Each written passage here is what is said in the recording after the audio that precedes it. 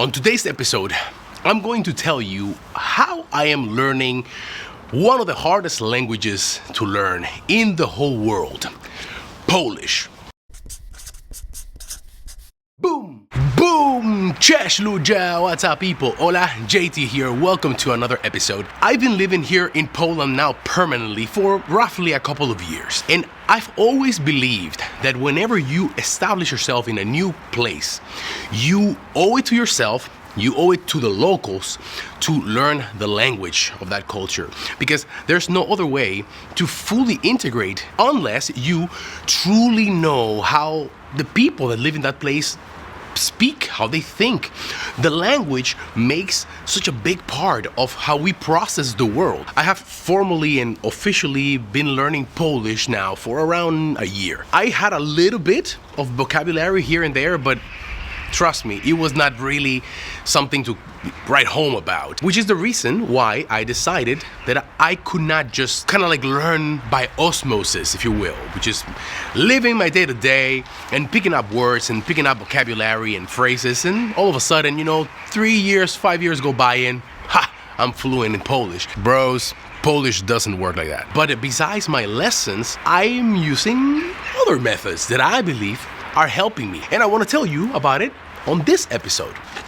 My relationship with Polish, as all of you probably have guessed by now, came about literally the relationship that I have with my wife. When I met her, I don't think I'd ever heard Polish. I don't know, maybe in a film, little scene or something. The first time that I started listening to Polish and my wife started showing me some little words here and there, or I would hear her talk to friends or her family when we were on a call, I was immediately like, whoa, what is this? It sounds so complicated because of the incredible amount of consonants that are stacked together in Polish language. I always thought to myself and told her, I'm gonna learn this language. You will see. Man, probably I sounded either like a complete bozo or so full of myself because I'm gonna master this language.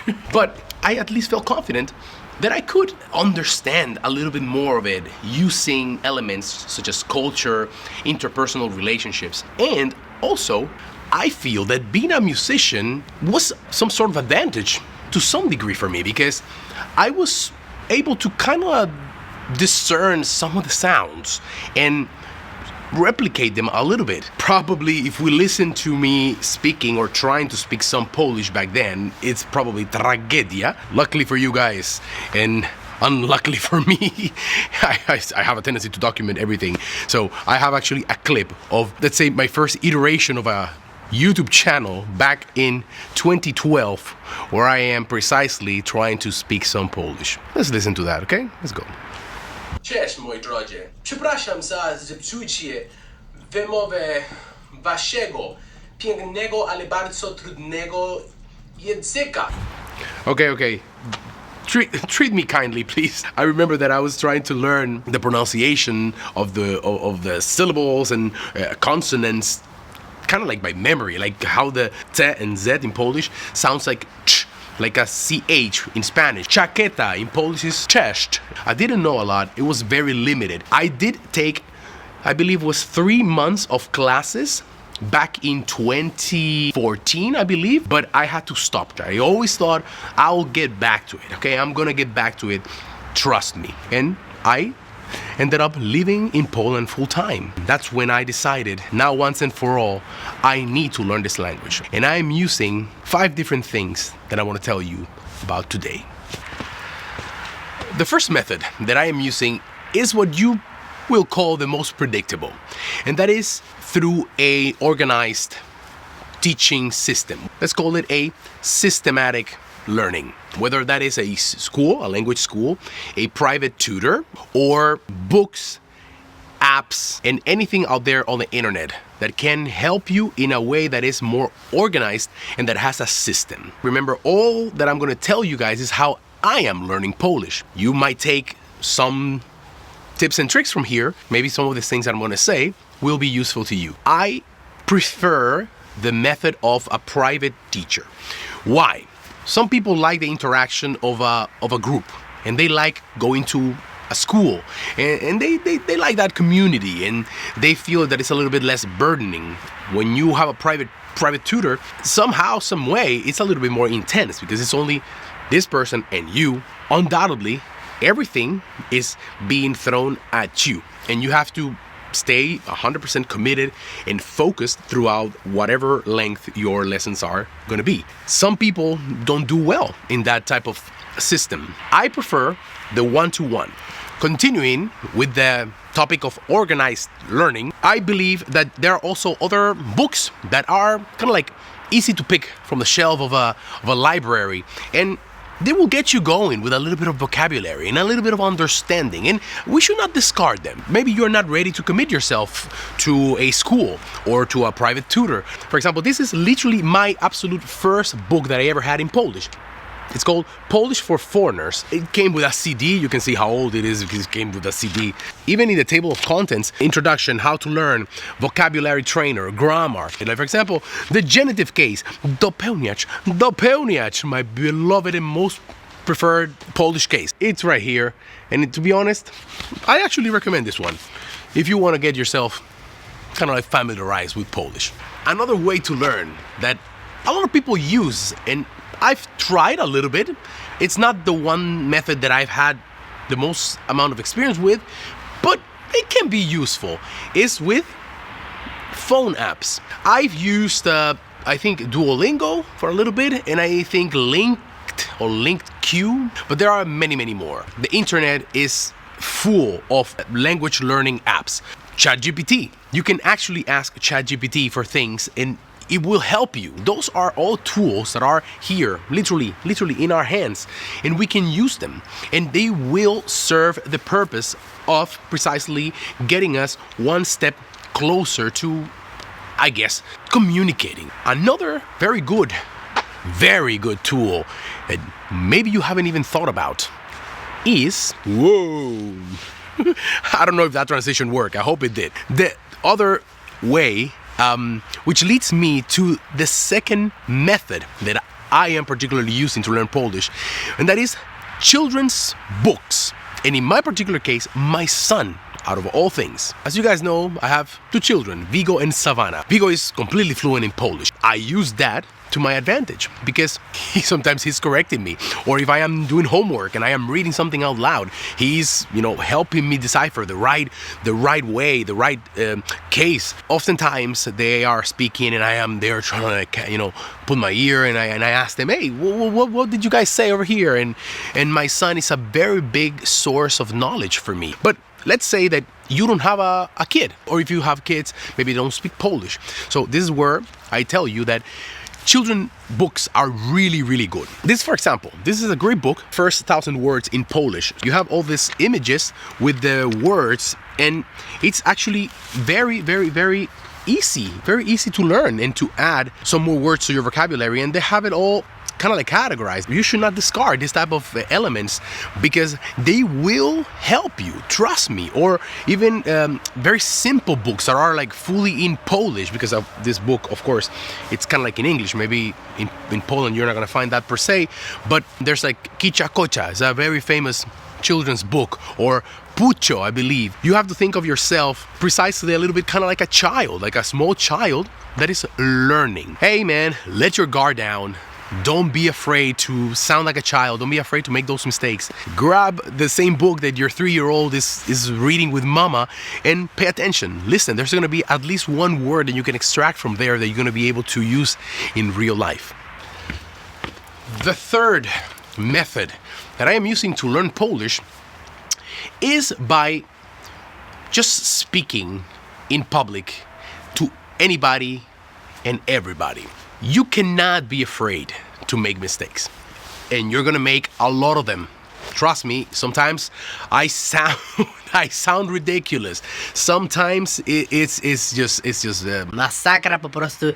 And the worst is that I've been learning for a year, and I think I really am learning. Like, I really do see a difference, and my teacher tells me that there's a difference. Still, when you are out in the real world, you have so many elements that you don't have in a controlled environment or a class. First of all, you have people speaking with different cadence and speed. Like, I love my wife, but she speaks very fast whenever she's talking to her friends, and I'm like, what? I think I understood some words there, I did, you know. Some other people have a very rich vocabulary and they use words that are a little bit more complex. So I really try my best to always speak Polish.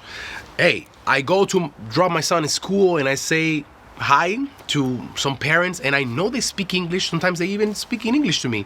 And I always go to Polish. No, hej, cześć, dzień dobry, jak tam? Wszystko dobrze? No, wszystko w porządku. Trudno rano dzisiaj, jestem bardzo zmęczony. Wiesz, życie z dwóch dzieci jest bardzo trudne. And even right now, right here, I'm talking to you guys on camera, recording this, and I'm not gonna edit it. I'm gonna say it the way that it kind of like came out of my mouth.